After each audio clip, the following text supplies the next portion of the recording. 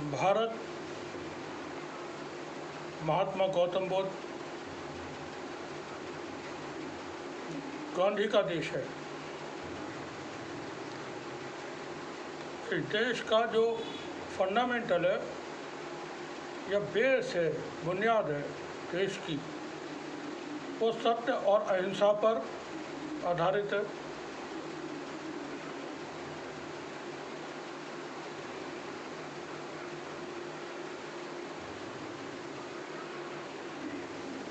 लेकिन जब हम पिछले 10 साल की भारत की हुकूमत को देखते हैं तो भ्रम टूट जाता है और हम पाते हैं कि भारत एक ऐसी सिमत में चल चुका है जहाँ सत्य और अहिंसा की कोई जगह बाकी नहीं बची है। गांधी के विचारों को ख़त्म करने की हर मुमकिन कोशिश सरकार के लेवल पर, सरकार से जुड़े हुए बड़े लोगों के लेवल पर होती रही है। ये बात हम क्यों कह रहे हैं, उसके पीछे कई सारे लॉजिक हैं, कई वजहें हैं। उनमें से कुछ का हम जिक्र यहाँ पर करेंगे। गाज़ा में एक बड़ी जंग चल रही है, बड़ा कत्लेआम चल रहा है, जंग नहीं कहेंगे, वो जाहिरियत, इसराइल की जाहिरियत वहाँ जारी है। लाखों लोग अब तक उस जंग में मुतासिर हुए, शहीद हुए, जख्मी हुए। गाज़ा सिटी, खान यूनिस, रफ़ा, जो गाज़ा पट्टी कहलाती है, जिसमें 4 ज़िले शामिल हैं या 4 शहर शामिल हैं, वो पूरी तरह ख़त्म कर दिए गए हैं। वेस्ट बैंक में भी कुछ इसी तरह की सूरत हाल है।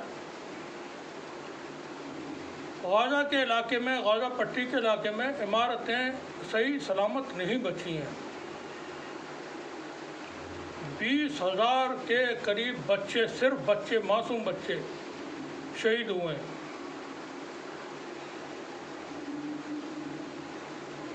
इस जंग में भारत भी शामिल है। भारत की तरफ से इसराइल को हथियार सप्लाई किए गए। उन हथियारों का इस्तेमाल गाज़ा में, वेस्ट बैंक में फ़लस्तीनियों को मौत के घाट उतारने के लिए किया गया। जो भारत फ़लस्तीन का हमेशा से दोस्त रहा था, 2014 में बनी मोदी की सरकार के बाद वो इसराइल का दोस्त हो गया। जिस भारत के ताल्लुकात हिस्टोरिकली बहुत ही मजबूत रशिया के साथ थे, उस भारत के प्रधानमंत्री 23 अगस्त को यूक्रेन जा रहे हैं। यूक्रेन जिस मुल्क के साथ, जो मुल्क अमेरिका और अमेरिका के इत्तेहादियों के साथ मिलकर के रूस से जंग लड़ रहा है।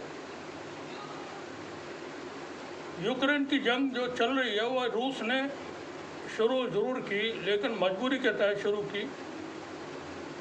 मरता क्या ना करता, रूस को जंग नहीं करना था, मगर रूस ने जंग मजबूरी में शुरू की, क्योंकि अमेरिका और नेटो के मुल्क, जो कुल मिलाकर के इस वक्त 31 होते हैं और 32वां मुल्क यूक्रेन है, ये सब मिल करके रूस के ख़िलाफ़ एक मोर्चा खोलना चाहते थे और यूक्रेन को नेटो का सदस्य बनाना चाहते थे, जिस पर रशिया के तरफ से ऑब्जेक्शन था। रूस नहीं चाहता था कि यूक्रेन को नेटो का मेंबर बनाया जाए, लेकिन बार बार अमेरिका की तरफ से और यूरोप के मुल्कों की तरफ से या नेटो के मेंबर्स की तरफ से ऐसे इशारे दिए जा रहे थे कि यूक्रेन अब नेटो का सदस्य हो जाएगा। ऐसा होने पर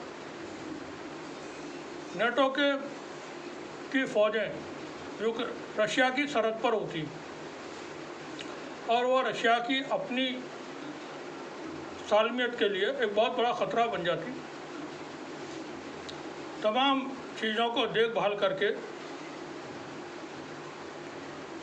24 फरवरी 2022 को रूस ने यूक्रेन के ऊपर हमला किया। उस दिन से ये जंग अभी तक चल रही है। हाल के दिनों में रूस ने अपनी पोजीशन बड़ी मजबूत की और फिर अमेरिका ने बैकडोर से रूस के साथ मज़ाकरात शुरू करने के लिए पहल की। अमेरिका और यूरोप के मुल्कों ने, यानी नेटो के मेंबर्स ने, मसौदा तैयार हुआ और वो बातचीत के लिए जगह तय हुई कतर के दोहा में। बैकडोर से बातचीत शुरू हो गई थी, ये होने वाली थी जैसा जानकारियाँ हैं। इसके दरमियान यूक्रेन ने अपनी फ़ौज को जमा किया और यूक्रेन ने जमा करने के साथ साथ नेटो से जो हथियार हासिल हैं और नेटो के मुल्कों की अनऑफिशियल या एक्स सर्विसमैन को जो जंग में शामिल हैं, यूक्रेन की तरफ से वो जंग लड़ रहे हैं, जो एक्स सर्विसमैन है उसमें पोलैंड के भी लोग हैं और जर्मनी के भी लोग हैं, यूके के लोग हैं, दूसरे मुल्कों के भी हैं। उनको जमा करके पुराने फ़ौजियों को और हाजिर सर्विस जो फ़ौजी हैं उनको जमा करके एक बड़ा हमला रूस की ज़मीन पर, रूस के अंदर बोला। कुर्क या कुर्श उस शहर का, उस जगह का नाम है, और 30 किलोमीटर तक यूक्रेन की फ़ौज रूस के अंदर दाखिल हो गई।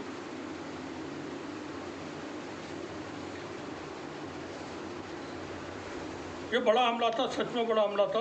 पहली बार सेकेंड वर्ल्ड वॉर के बाद रूस की सरजमी पे होने वाला ये पहला अटैक है जो यूक्रेन की तरफ से किया गया था।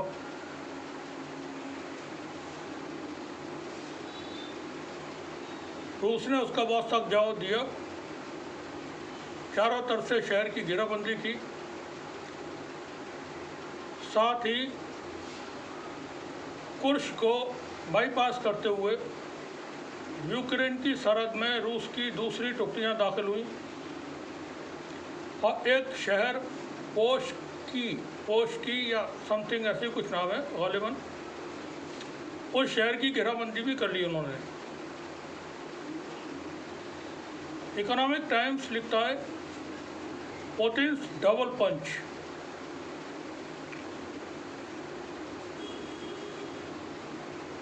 तो बातचीत दोहा में हो रही थी या होनी थी, वो चाइना के प्रपोजल पर थी कि जो इलाके जिस मुल्क के पास हैं वो उसके पास रहेंगे।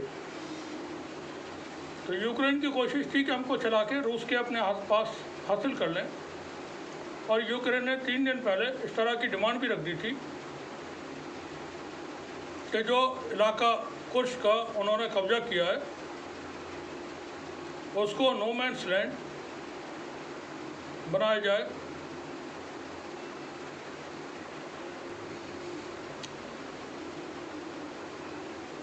और यहाँ पर यह ज़मीन जो है ये यूएन वगैरह के कब्जे में रहे, उनकी अपनी फ़ौज तैनात रहे। ये सब कुछ देख करके फिर रूस ने हमले किए, बड़े हमले किए। आज की जो जानकारियाँ हैं, आज की जानकारियाँ लेटेस्ट, हज़ारों यूक्रेन के सैनिक कुर्क या कुर्श में मारे जा चुके हैं। सैकड़ों ने सरेंडर किया है रूस के सामने। साथ ही रूस की जो फ़ौज है उसने पूरे यूक्रेन के एक और शहर का अंदर दाखिल होकर के मुहासरा कर लिया है, घेराव कर लिया है। इस दौरान 23 अगस्त को भारत के प्रधानमंत्री नरेंद्र मोदी वो जा रहे हैं यूक्रेन। ये बड़ी हैरान करने वाली बात है, जिस वक्त भयानक तरीके की जंग रूस और यूक्रेन के दरमियान चल रही है, भारत के प्रधानमंत्री यूक्रेन जा रहे हैं। अभी वो रूस भी गए थे हाल ही में, पिछले महीने शायद, और जिस वक्त वो रूस गए थे तो वहाँ व्लादिमीर पुतिन से, क्योंकि लपक के वो गले मिलते हैं, हर एक से गले पड़ते हैं, मिलते नहीं, मिले कोई न मिले उनसे, लेकिन वो ज़बरदस्ती चिपकते हैं।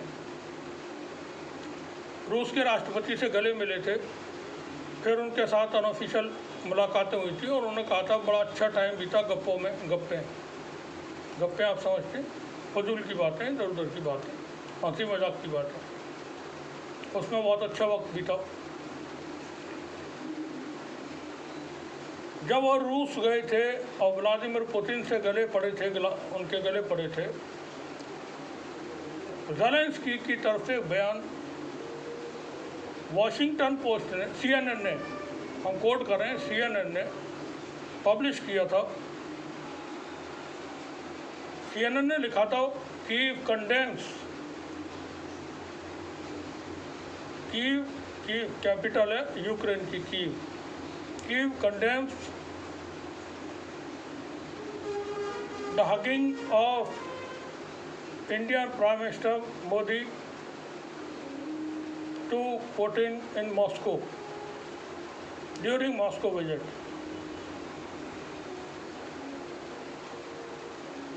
ज़ेलेंस्की ने, जो यूक्रेन के प्रेसिडेंट हैं, उन्होंने कंडेम किया था भारत के प्रधानमंत्री के रूस के राष्ट्रपति से गले मिलने को। अब वो जा रहे हैं 23 तारीख को पोलैंड पहुंचेंगे और पोलैंड से 17, 18, 20 घंटे का सफ़र है बाई ट्रेन के ज़रिए पहुंचेंगे यूक्रेन की राजधानी कीव, और वहाँ जा कर के फिर वो झप्पियाँ डालेंगे ज़ेलेंस्की को, उस ज़ेलेंस्की को जिसने पुतिन के साथ गले मिलने पर प्रधानमंत्री मोदी की आलोचना की थी। अब वो क्यों जा रहे हैं यूक्रेन, असल बात ये है, यूक्रेन के साथ जो फोर्सेस मौजूद हैं वो वेस्ट की ताकतें और अमेरिका है, वो उसको हेल्प कर रहे हैं। रूस के मीडिया स्पुतनिक ने खबर अभी 5 दिन पहले पब्लिश की थी कि भारत के प्रधानमंत्री मोदी को ये ख़तरा सता रहा है कि अमेरिका उनकी सरकार को गिरवाना चाहता है। उसमें यह भी था कि जब अमेरिकी रक्षा मंत्री लॉयड ऑस्टिन और विदेश मंत्री एंटनी ब्लिंकन भारत के दौरे पर आए थे, बीते सालों में आए थे वो, उस वक्त उनकी 1-to-1 मुलाकात हुई थी भारत के रक्षा मंत्री राजनाथ सिंह से। जो अमेरिका के रक्षा मंत्री थे, उनकी भारत के विदेश रक्षा मंत्री राजनाथ सिंह से 1-to-1 मुलाकात हुई थी। अमेरिकी विदेश मंत्री एंटनी ब्लिंकन की 1-to-1 मुलाकात हुई थी भारत के विदेश मंत्री एस जयशंकर से। एस जयशंकर को भारतीय जनता पार्टी के वरिष्ठ नेता सुब्रमण्यम स्वामी चपरासी कहते हैं। आप उनके वीडियो देख सकते हैं, चपरासी, हम वो शब्द इस्तेमाल कर रहे हैं जो नीलू व्यास के साथ इंटरव्यू में सुब्रमण्यम स्वामी साहब ने इस्तेमाल किए हैं। चपरासी, एस जयशंकर चपरासी। भारत के विदेश मंत्री एस जयशंकर से जब मुलाकात हुई थी तो भारत ने लॉबिंग की थी शेख हसीना वाजिद की हुकूमत को बचाने के लिए। भारत के रक्षा मंत्री राजनाथ सिंह और भारत के विदेश मंत्री एस जयशंकर ने अमेरिका से कहा था कि जो चुनाव जैसे भी हो चुके बांग्लादेश में, उस पर सवाल खड़े न किए जाएं और बांग्लादेश की हुकूमत को बचाया जाए। भारत और अमेरिका के लिए ये बहुत ज़रूरी है। स्पुतनिक, जो रूस का मीडिया है, उसने ये खबर पब्लिश की है। क्या अमेरिका के खौफ में प्रधानमंत्री मोदी यूक्रेन जा रहे हैं? यह जताने के लिए कि हम सिर्फ रूस के ही साथ नहीं है, हम आपके भी साथ हैं। भारत रूस से बहुत फ़ायदा उठा रहा है इस वक्त। दिन के दौरान भारत की जो कंगाल हो चुकी पेट्रो कंपनीज थी, पेट्रोकेमिकल्स, वो मालामाल हो गई हैं। बेशुमार दौलत भारत सरकार ने, भारत की पेट्रोलियम कंपनीज ने कमाया है इस दौरान, 2.5 साल की जंग के दौरान। वहीं भारत हथियारों की सप्लाई कर रहा है इसराइल को। इसराइल जो कि एक आतंकवादी राष्ट्र है, आतंकवादी इल्लीगल राष्ट्र है। अब अगर दोनों चीज़ों को हम जोड़ें मैथमेटिकली, तो ये साबित कर देती है कि भारत का चरित्र बदल चुका है। जो भारत अहिंसा का पुजारी था, सत्य के मार्ग पर चलने वाला देश था, अब वो भारत वैसा नहीं रहा है।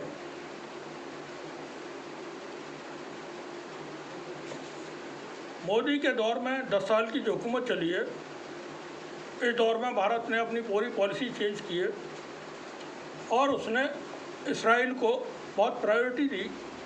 इसराइल से बड़े हथियार खरीदे हैं, पेगासस उसने ख़रीदा है, जासूसी ऐप, और भी बहुत सारी चीज़ें हैं। अभी भी ख़रीदारी होगी या हो रही होगी। जो चीज़ें ख़रीदी गई थी उनका इस्तेमाल सबको मालूम है। पेगासस का हाई लेवल की जुडिशरी से लेकर के पॉलिटिशियन तक सबके ख़िलाफ़ किया गया।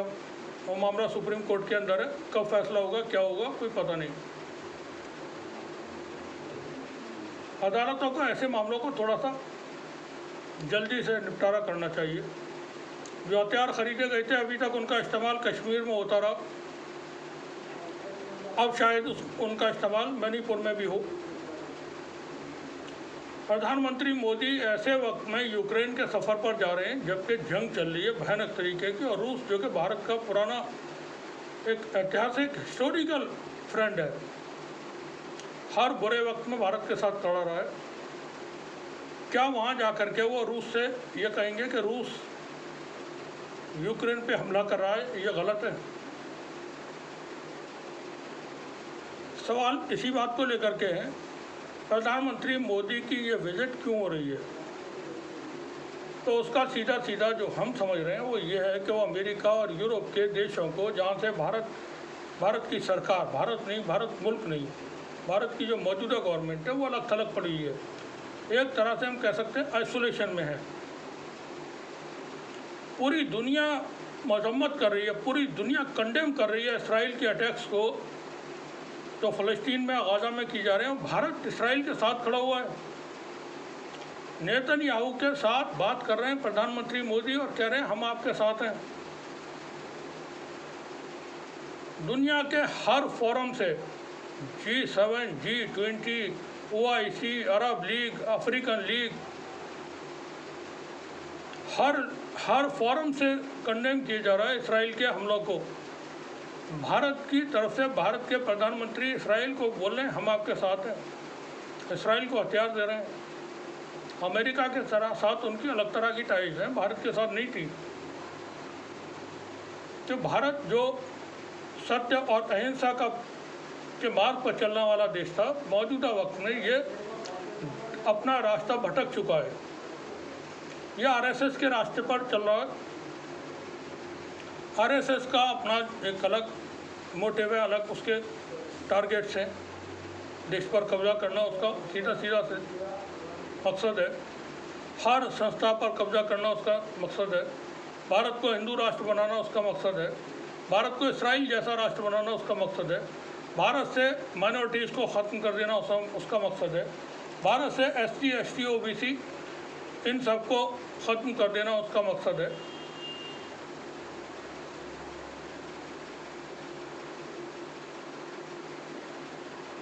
प्रधानमंत्री की जो विजिट है यूक्रेन वाली, उसको लेकर के सवाल हैं। जब ये विजिट होगी उसका क्या आउटपुट होगा उस पर भी हम बात करेंगे। आप सभी का बहुत बहुत शुक्रिया।